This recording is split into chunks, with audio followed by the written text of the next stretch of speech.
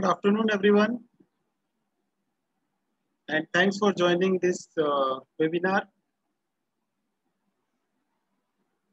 So today we are going to talk about an alternative investment which is available now. Now, this form of investment was there since ages. All of us at some point of time would have helped our friends or family by giving some sort of loan to overcome his temporary financial situation or so. However, currently this opportunity is available in a very structured way under the government regulations. So there is a absolutely laid down rules and regulations to offer this kind of asset class, just like the other asset class, some of the other asset class like say bank deposits or say mutual fund, etc. are available where it is properly regulated and the players has to abide by the rules and regulations as such. However, today if we see some of the asset class are actually giving kind of a return which is negative if we adjust it for the taxation as well as for the inflation which is there, such as the bank deposits in today's scenario is available. You will get a maximum return of say 5.5%, 6% kind of a thing on a bank FD.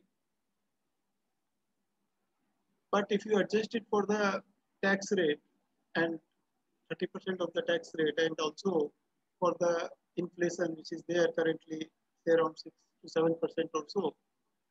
So overall you will be ending up by around 3.5%, 4% of the negative in terms of the real value of the money.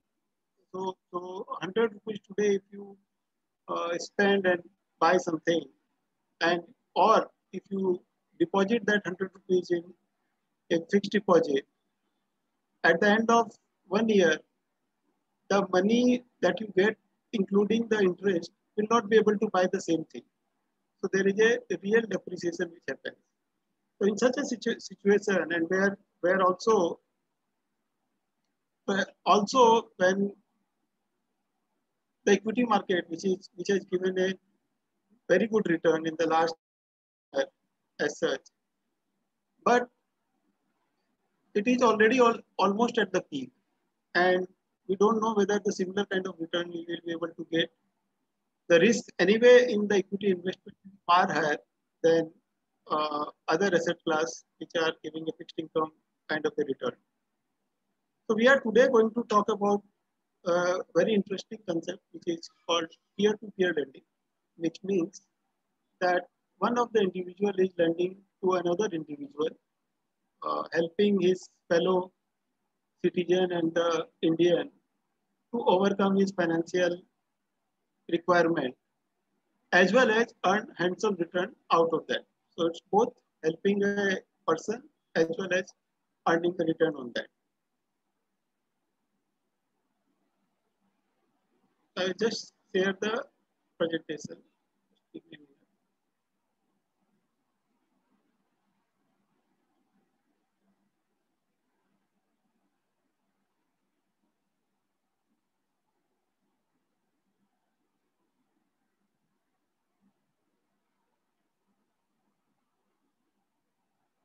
So as I was talking, the benefits which are there on this is that one is that it gives you a good return.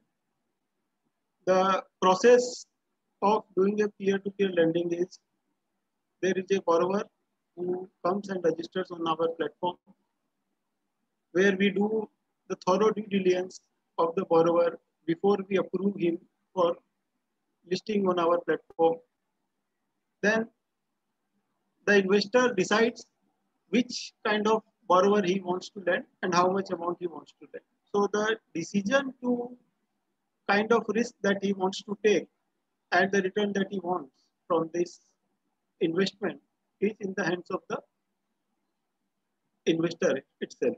So unlike in a mutual fund where you decide on the scheme and then the fund manager decides where will he invest. Here the entire decision to select a particular borrower which is commensurate with your risk profile is in your hand.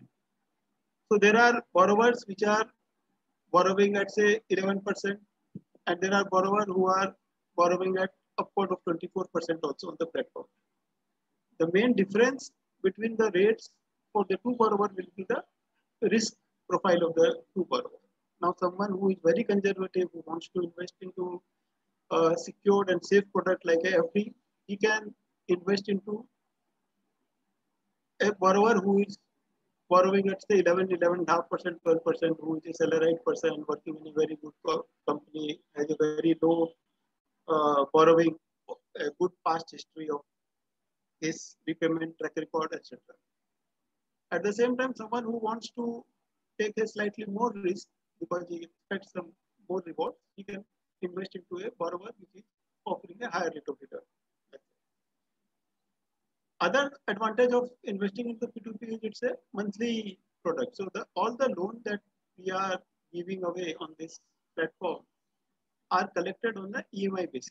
So every month, whatever amount is lent, every month some repayment comes, which is part principal and the interest for that month.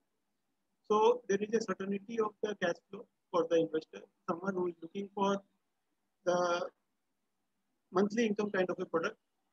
It suits his requirement perfectly. Yes.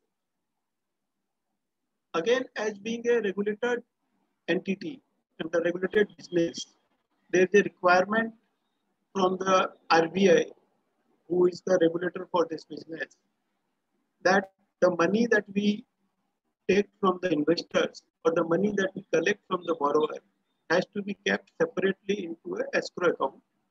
And the escrow account is managed by a trustee who is registered under the SEBI. So that there is no co-mingling of the funds. We cannot touch the funds which the lender has put into the platform or the borrower has repaid to the platform. The entire control of these escrow accounts are with the trustee. In our case, the trustee is ICICI Bank, which controls this escrow mechanism, and the money directly gets to the borrower or the lender account from there. Now, before we go forward, just to explain the entire process in slightly detail so that many of you may not have been aware of the peer-to-peer lending as such, just for the benefit of those people. So there is we act as a marketplace like a Amazon or a Flipkart kind of a thing. So there is a borrower who has a requirement for the funds. He comes on our platform. He registers himself, provides all the documents which we require, which are primarily, one is the KYC as mandated by RBI, which is applicable to any bank or NBFC or anyone. So we do the KYC verification for the borrower. Then we ask for certain other documents which enables us to assess that borrower, which are primarily his income document, his bank statement, and depending on his profile, there could be certain other documents like income tax return or GST return or his profit and loss account or his salary slip and so on and so forth. Once the borrower submits all the documents, our algorithm then runs the process for itself. It automatically pulls the credit bureau score for that borrower, which gives us his past history in terms of repayment of the other loans that he has taken in past. And we assign certain rating depending on our analysis, which is done automatically in our platform. We assess that borrower and offer him a rate and the tenor and the amount. If he accepts that, then he gets listed on the platform. Similarly, then the lender comes and registers himself on the platform. The one-time registration requires that he completes his KYC with the platform as required by RBI, and he registers his bank account in which all the repayment from the borrower will go. So once that formality is done, he can see all the borrowers which are listed on our platform. He can see the detailed analysis of that particular borrower as to what is his occupation, what are his current debt which he is running in his account, whether there has been any past default in his account, what is his credit score, etc. And what is the income left after servicing of all the loans that he is taken, including the loan that we are proposed to give.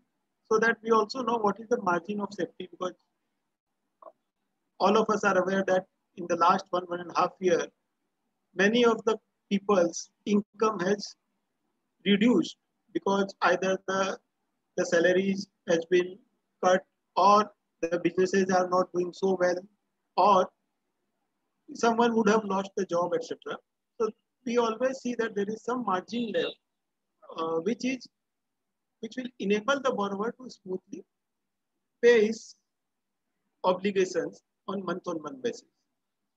Once this lender decides how much amount he wants to funds to a borrower, and once the borrower's entire requirement is fulfilled, then there is a documentation that we do with the borrower, which is primarily the loan agreement which we sign with the borrower. Again, that happens digitally.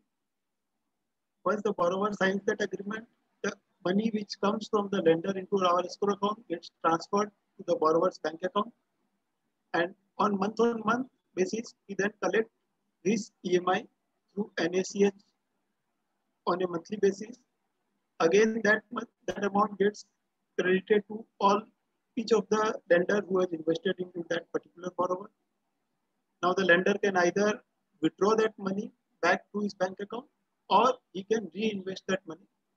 The money anyway lies into the escrow account, as I have mentioned earlier also.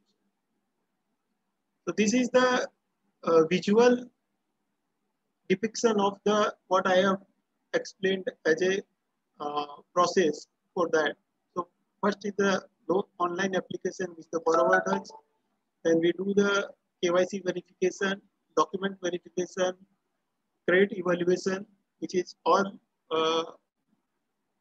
technological driven online what we do. Then there is approval or rejection of the borrower. If the borrower gets rejected, no further steps are taken. We inform the borrower that he is not suitable on our platform. And if he gets approved, we give him an offer which he accepts, and he gets listed, and then the investors can see that profile and decide on the quantum of funding, and that's how the entire process happens. Now coming to this new asset class which is there, because this is sometime in 2017 that RBI has started giving licenses for doing this kind of business. So we started sometime in 2017. We made the application. In 2018, we got our license. We started our business as such. So this is one of the asset class where I will say the returns comparatively, here whatever I am talking is relative in relative terms. So relatively, the returns in this asset class are higher compared to the other popular asset class, which are the equity market or the debt mutual fund or fixed deposit or real estate. Also, we have to adjust that return for the risk that we are taking, because risk return without the risk adjustment which actually can be somewhat misleading as such. So if you compare it, you get a monthly income. You have the full control on the kind of risk that you want to take. There are two levels of filtering which happens. One is the platform itself does the filtering of the borrowers which comes on the platform. So out of whatever numbers we approve, and that number is also quite, I will say, out of 100, there could be around 10 to 15 percent of the borrower which gets approved. So there is one level of filtering which is done by the platform itself, and then second level of filtering, as I mentioned, it's the choice of the investor who decides in which loan and how much amount he wants to invest. So it is like whether you want to, if I have to take a popular parlance which everyone understands, is that whether you want to invest into a large cap equity fund or a mid cap equity fund or a small cap equity fund, because all these equity funds are different in terms of the risk and the reward that can accrue to this thing. So similar way, the risk here comparatively is, I will say, medium risk in terms of if you compare it with other asset class, maybe except for the fixed deposit, which is the lowest risk class, and therefore it gives the lowest, or maybe in today's circumstances, the negative return for your money as such. The other advantage is that you get a monthly return on that. So the EMIs are paid on a monthly basis. So you get back your cash flow on a monthly basis. So that is another advantage for someone who is looking for a monthly income kind of a product. The other thing is the kind of diversification that can be done. So on our platform, whatever the loans gets listed. So if you decide to say 10 lakh rupees of your money, you can decide that I will put 25,000 rupees only in each of the borrower. So that automatically gives you that there are at least 40 borrowers in which you are investing your money, which gives a good diversification for your investment as such. So that way, if you compare with all the other asset class, the risk adjusted return is better for the P2P. Also, the liquidity is better. Yes, if you have lent to a person for 2 years, or if you have lent in a loan for a 12 months, you have to remain invested for 12 months or 24 months. You will get the monthly return. But if you compare that liquidity with, say, for example, real estate, where it is very difficult to liquidate your investment on an immediate basis. So liquidity is reasonable liquidity. Monthly basis, you are getting your funds. If you plan your cash flows accordingly, you can actually take the advantage of a higher risk-adjusted return on the P2P platforms. So this is the similar depiction of the various asset class rate return and the risk which is there. So if you see that the P2P lies somewhere here, which is kind of a high rate, moderate risk return zone as such, compared to so many other low risk which are there, and obviously the stocks and other things which are slightly higher risk and higher return kind of.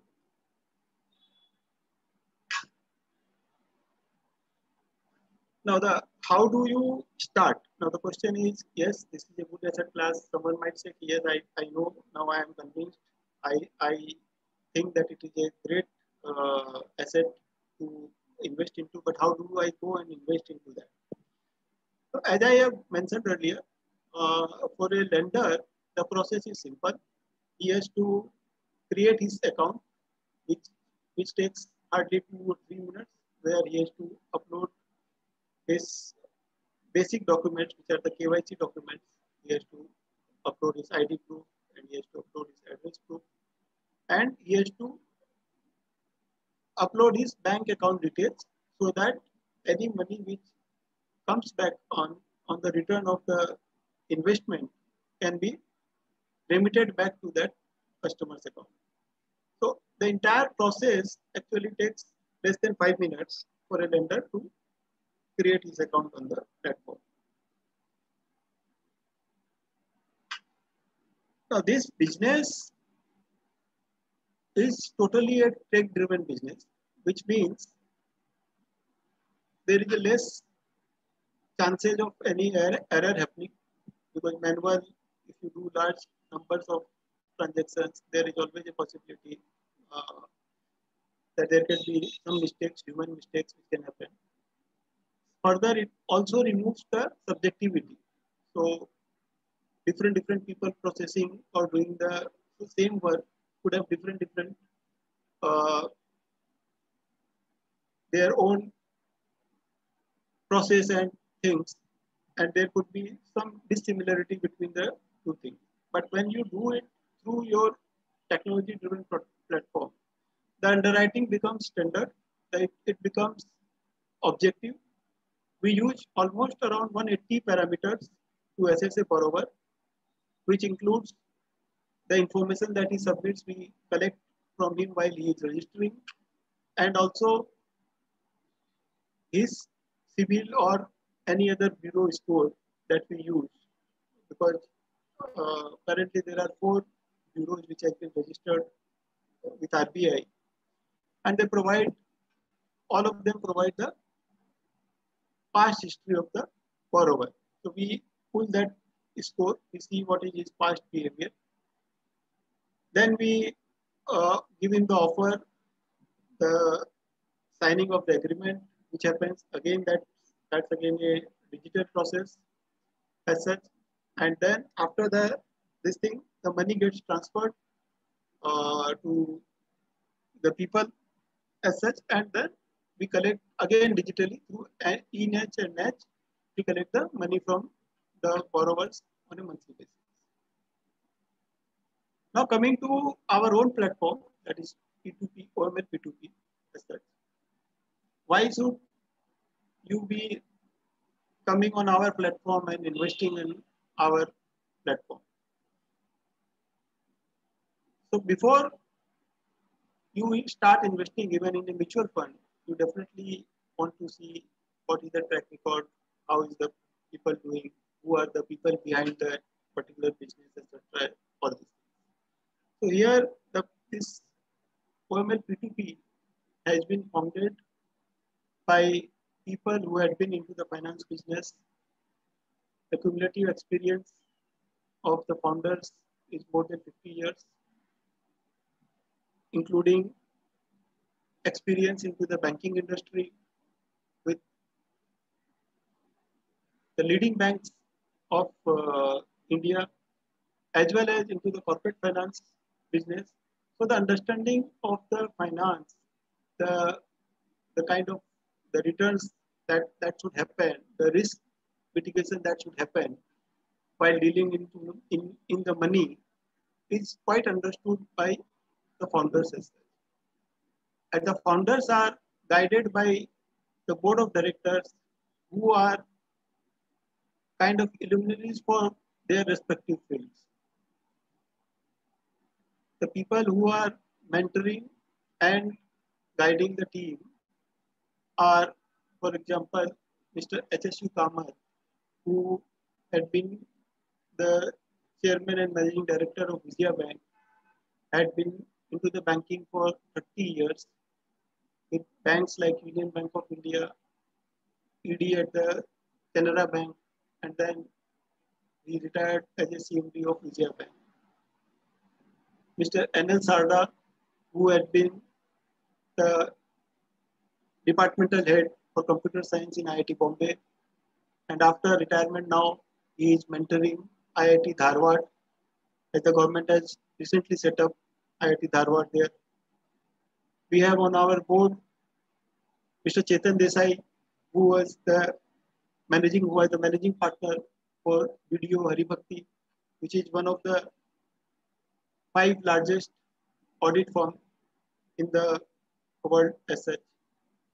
And we had Mr. M.R. Srinivasan, who was with RBI as a career RBI banker, who has spent 25 plus years in RBI, and he is retired as a ED RBI. And afterwards, he was involved by the government during the merger of IDBI and IDBI Bank. He was also on the board of Yes Bank. He was chairman of Yes Bank for some time. So he is also mentoring this team. Plus the senior team members includes people from the bank. As such, the business head, the co-founder and the business head of the platform comes from Citibank, who also worked in DCB and Abu Dhabi Commercial Bank, and has been involved in one successful startup NBFC also. As I have mentioned, apart from the background of the team which is running this business and the technology and the parameters that we use, gives enables us to weed out the risks which are unreasonable, also to somewhat look into the future behavior of the person and offer a return which is commensurate with the risk that is being taken. But at the same time, there are certain risks which cannot be predicted by our credit model or the technology platform. And to cover that, we are also taking insurance for all our borrowers for the unfortunate death of the borrower as such. Which means, in case of an unfortunate death,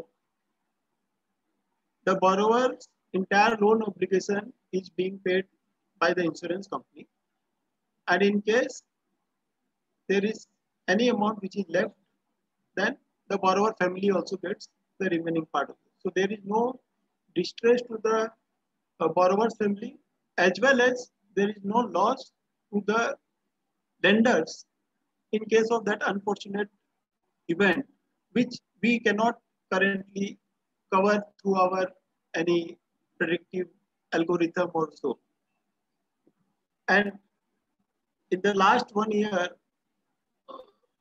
unfortunately, there have been cases where the borrower had succumbed because of the COVID related things, and we got the full claim settlement from the insurance companies, which has been passed on to the borrower as well as to the lenders in their respective proportions. One of the other things which is there in any lending business is that how do you do the collection? Because once you have lent the money, it's also important how do you do the entire collection. Because in a lending business, whatever you do, there is always some probability that there will be some default which can happen, or there could be some delays which can happen. How do you prevent or how do you manage the process of making sure that the people who have delayed pays with the full overdue interest and other things which is there is also important. And therefore, what we do for the collection piece is that before any of the EMI which is due, we remind the borrower about the coming EMI, which depending on the borrower categories is sent 2 times, one at the before the 7 days of the EMI and the other is 3 days before the EMI. So that he is aware that this obligation is coming up and he should keep his bank account funded properly. Second is in case that money is not recovered on the due date through the NACH, our system immediately then sends the SMS reminding him that his money which was due has not been paid and requesting him to immediately clear. We give him the option to pay either by transferring to his bank account on NEFT, RTGS, IMPS, or UPI, or he can also use any of the wallets. We are available on all the wallets and other things like Paytm, Google Pay, or any of things where any of the bill payment can be done. They can also see their EMI which is due and they can pay through that. So there is a convenience which we provide, and we continuously follow up our own team which is there. They call up the customer to clear the dues. We also tell them that long pending dues will have an impact on their CIBIL score, which will make it difficult for them to borrow in future. So there are ways and means by which we nudge the customer to continue to be on timely payment, and if by some by because of some reason if he has not been able to pay on the due date, clear it as soon as possible. In case these things doesn't work, then we also have our collection team which visits the borrower's place of residence as well as his place of working. If he is employed, he goes to his employer's place. If he is self-employed, goes to his office or uh, shop or something like that, and then pursues him for the payment of the money. In unfortunate case, if that also doesn't work, then obviously we have our team of lawyers who then start the legal action against those borrowers. So we then take the steps to file cases under 138 and 25, which is for the check bounce and ACH bounce, etc. Most of the time, because of the persuasion, the people pay because they most now the awareness about the CIBIL score, the bureau score, is very high in, among the people, and no one wants to have a problem in taking further loans in future. So we, being a technology-driven platform, we are available pan India, but we have restricted our business to primarily the 72 cities, primarily because where we feel that one, the large number of business can come, and second, there is a infrastructure that we have created for the collection at these places in case there is any delay or default which can happen, which happens there. So, so I come to the end of my presentation. Any questions or anything that you have? Maybe I can take it.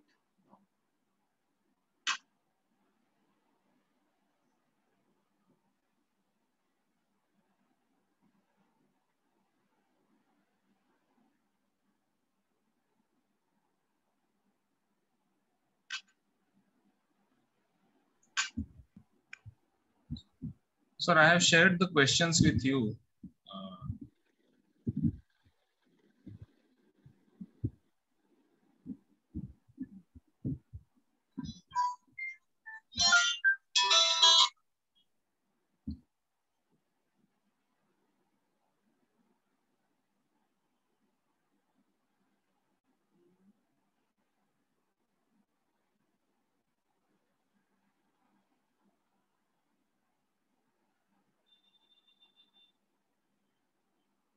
So now you can you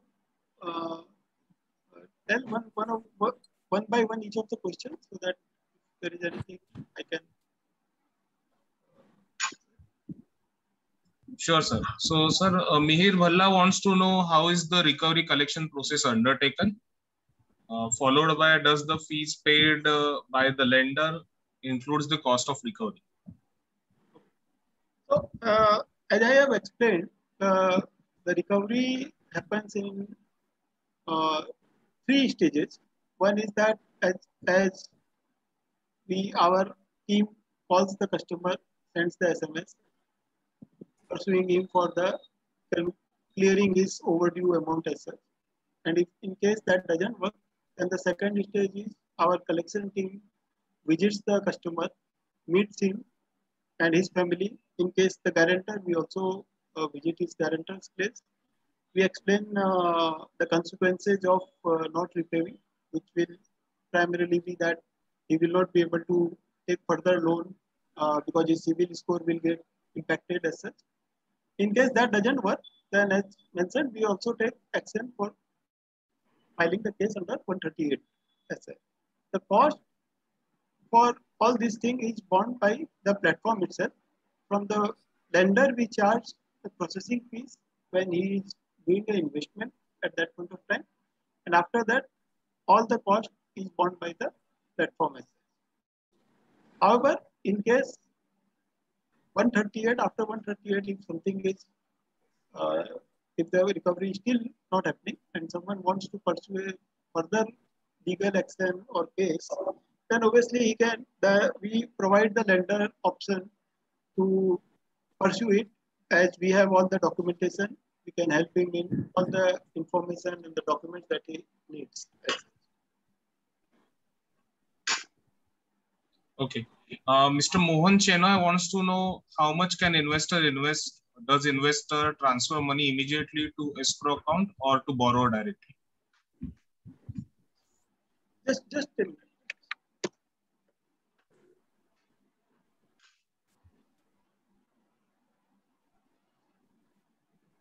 See, so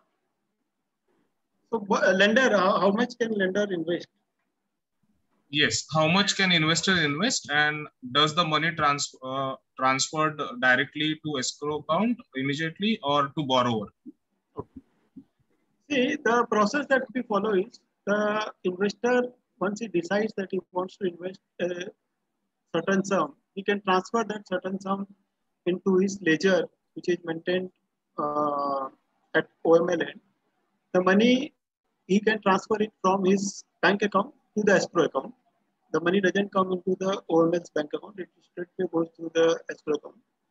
The lender on the platform can use the payment gateway, which has been provided by us, and transfer from his account to the escrow account. And he can immediately see the balance in his ledger account, which we call a wallet as such. So you can see in his wallet that this is the amount which is available for the investment. So once the wallet is funded, he can then decide how much amount he wants to fund to each of the borrower. Once he invests that amount, automatically the wallet balance reduces to the extent of the investment and plus the processing fees that we charge. And once the loan for that borrower gets funded, we do the documentation before transferring the money to the borrower account. So once the documentation is clear, the NACH has been signed, the loan agreement has been signed. After that, the money gets transferred from the escrow account of the lender escrow account to the borrower's bank account. See, a lender can invest up to a maximum of 50 lakh rupees per PAN card. A lender can invest up to a maximum of 50 lakh rupees per PAN card. And maximum he can invest in a borrower in order to spread his risk is 50,000 per borrower. So if a family has, suppose 4 members, 4 PAN card, they can invest up to 2 crore rupees. And each one of them can take an exposure of maximum of 50,000 rupees per borrower. Okay. The next question is from Mr. Ashok Mittal. He wants to know, OML doesn't have an app. When are you planning to have? The app is under development stage, and we hope within next 2 months we should be ready with the app. So it's again it will be launched in a phased manner. So first app will be for the borrower, which we believe should be up and running in 2 months' time, and then there will be an app for the lender as such. Okay. Next question he have, in case of default by borrower, how the legal case is initiated, who bears the cost of legal, which we have explained a little bit earlier as well. That I think I have already. Yeah, and the another question he is having is that as a lender or investor, where can I see or how can I assess the legal action taken by OML? Is there an update on real-time basis in the platform? So the legal action that we take against a borrower can be updated. We send out a mail if a investor needs that information. We send out on a mail, or he can call up our call center and find out the status, which is available anytime. We call the call center as such. Currently, the legal cases are not updated on the website or on the lender's dashboard as such, because the legal cases tend to take time as such, and many a time what happens, and particularly in the last 1 year, we have seen that because of this ports are not working, etc. Many a time the action date typically gets postponed, or the port is closed, and therefore you have to wait for the solution. So today he can either call up the call center or request for the update by sending out a mail on our customer support, and he will get the update. If he calls up, he gets the update immediately. If he writes a mail, within 24 hours, he gets the response in the mail. Okay. I think Mr. Manoj Agarwal joined at the later stage. So he wanted to know, does OML gives unsecured or secured loans or both? See, as per the regulations, the platform can only provide an unsecured loan. We cannot provide any secured loan. However, we do the assessment considering that it is a unsecured loan. So if I have to say, if the similar borrower is there, some borrower which comes to us, and as well as that borrower goes to someone for a housing loan, there is a probability that he may be approved by the housing loan company because it's a secured loan. He has an asset which is backed by that, and he may get rejected by us because we find that for an unsecured loan, that borrower may be not suitable as such.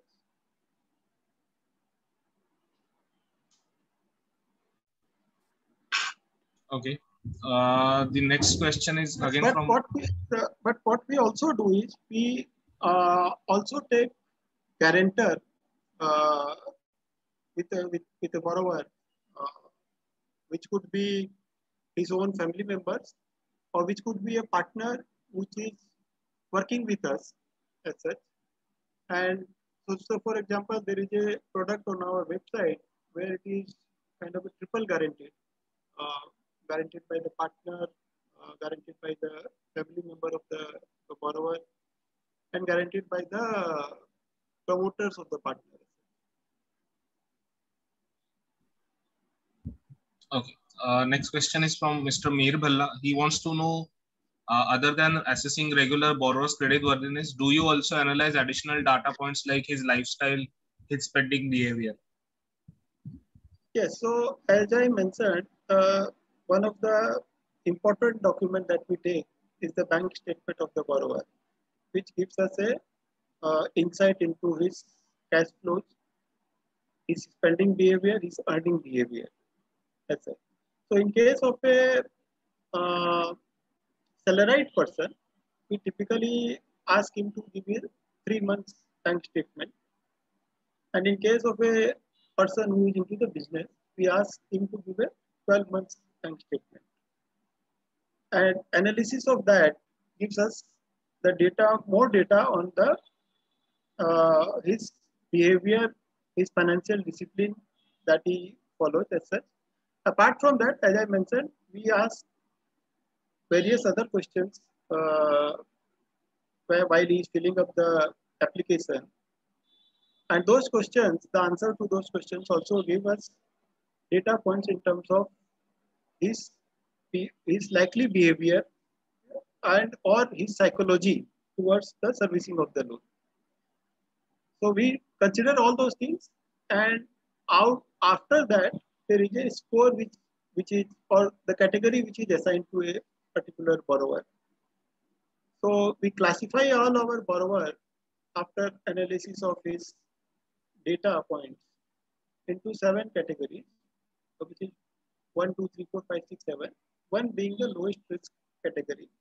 And in case of a personal loan, we define it as a P1. In case of business loan, we define it as a B1 as such. He gets classified into that depending on the data that he has submitted and the score that has got arrived after our algorithm has worked on that. Okay. Mr. Mohan Shena wants to know, what does OML stands for? Okay. See, it's a the company's name is Oh My Technologies Private Limited. The OML actually stands for a kind of explanation, Oh My Loan. So therefore it has been abbreviated as OML. Okay. He also wants to know maximum investment per PAN is 50 lakhs. Then what is the minimum investment per PAN? Okay, so there is no minimum investment as such from the regulator side. What we are saying is that on our platform, minimum investment in any particular borrower is 2,000 rupees. 2,000 rupees minimum that you have to invest in a particular borrower, in a particular loan. So you can invest into a borrower between 2,000 to 50,000.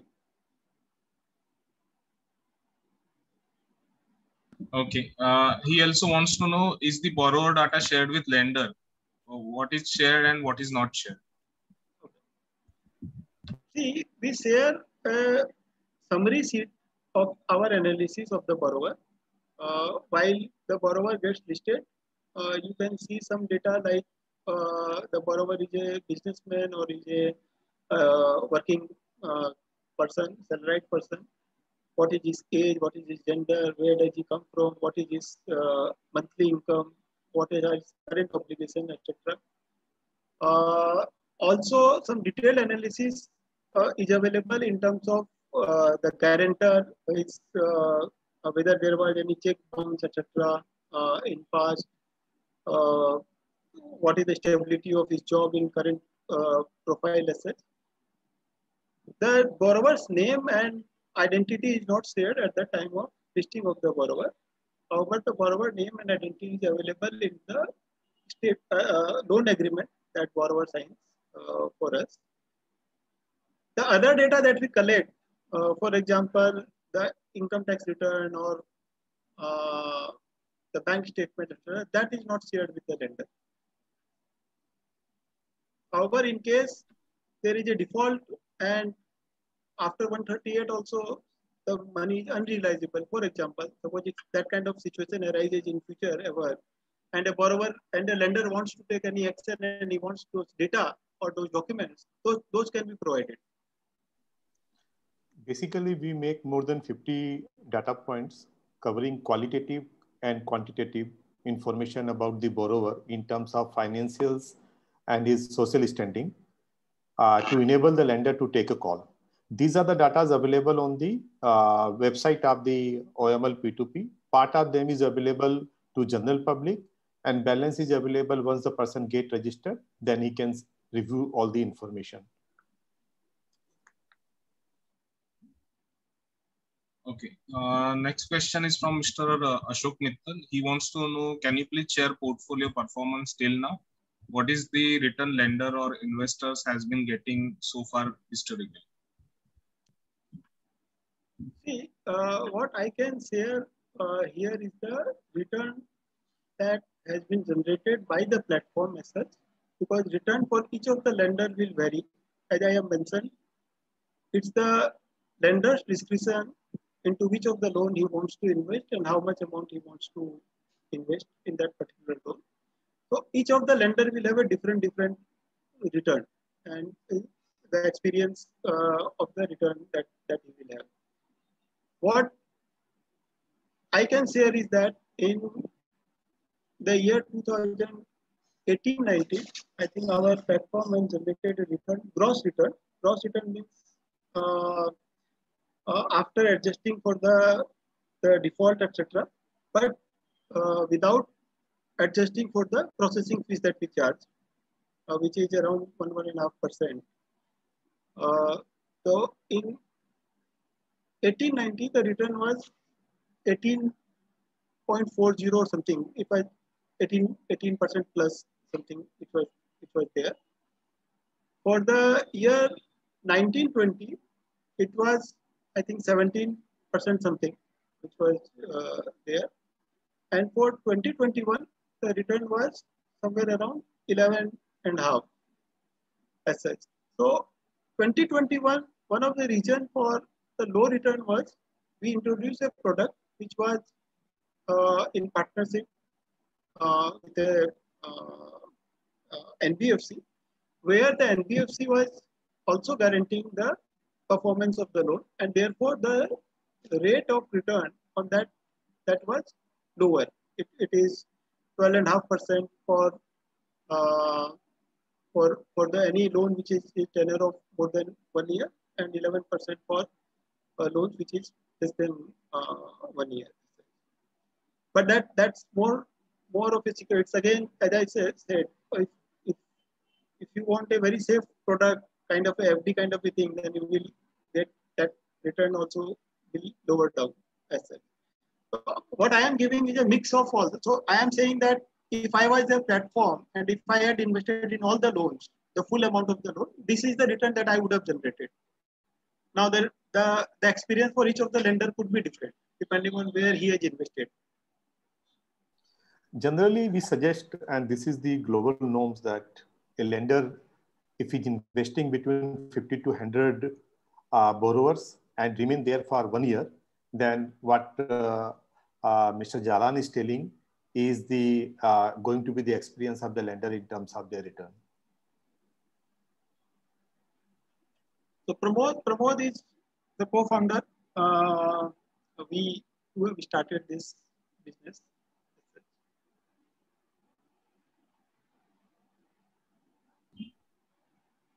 Okay, Mr. Manoj Agarwal want to know, can you sell your loans to another lender?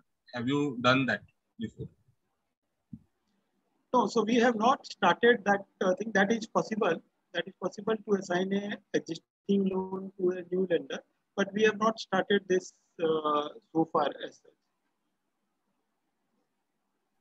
See, this loan are between the borrower and lender, and the lender can sell their loan portfolio to another interested lenders through the secondary market. But we are waiting for secondary market to start on our website. But can we do? Yes, we can do that. But is the facility available on the platform currently?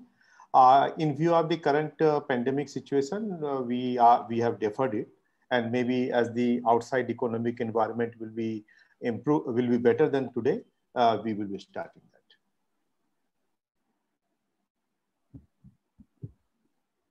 Okay. I have questions still here. Anybody wants to ask the questions, please let me know. We'll unmute him. I think if somebody want to ask direct question, they can unmute themselves and ask the question. Otherwise, they can raise the hand, and our colleague Rahul will make them unmute. Third is that chat. If someone want, they can raise the question through chat also.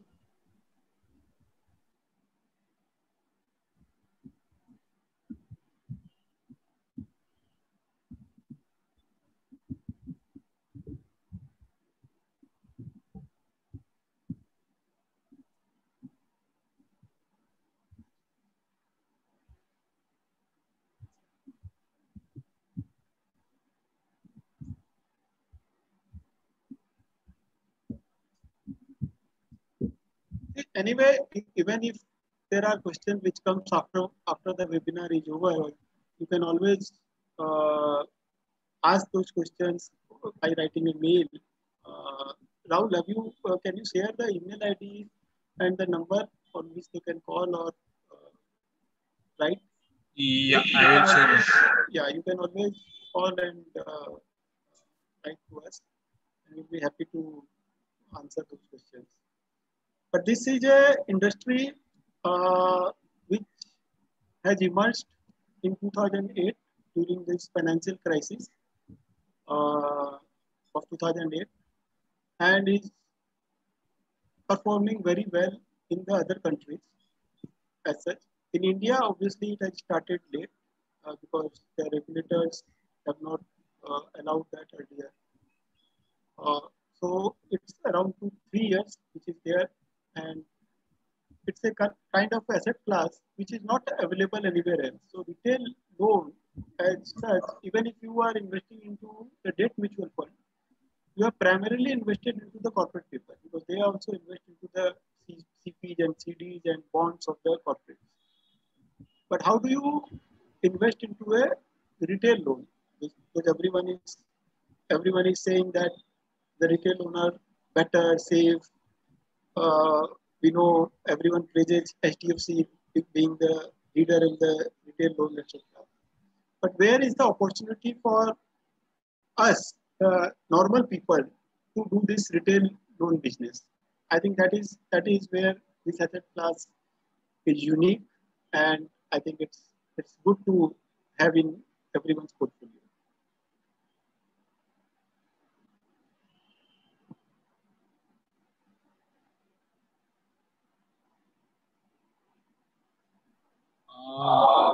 Mr. Manoj Agarwal wants to know, like a bank, can you invest in surplus funds in government bond banks, etc.? No, so see, here the thing is there are funds which are the company funds, which are the OML P2P proprietary fund. As per the RBI regulation, we cannot use that fund for the lending. We can use that fund for investment into the FD and other safe investment as such. The other funds that are there are the lenders and borrowers fund. As I have mentioned earlier, we have no control over that fund. We cannot touch that fund. That remains in the escrow account, monitored by the trustees as such. And therefore, that funds, the limited utilization of that fund is allowed by the RBI is that in case it's a lender fund and lender wants to withdraw, it should be limited back to him. In case it's the collection which has happened from the borrower, that has to be immediately put it into the lender escrow account, so that lender, if he wants to use and take it back, he can do it. So that opportunity of investing the money lying in the escrow account in any other asset is not available as per the regulations.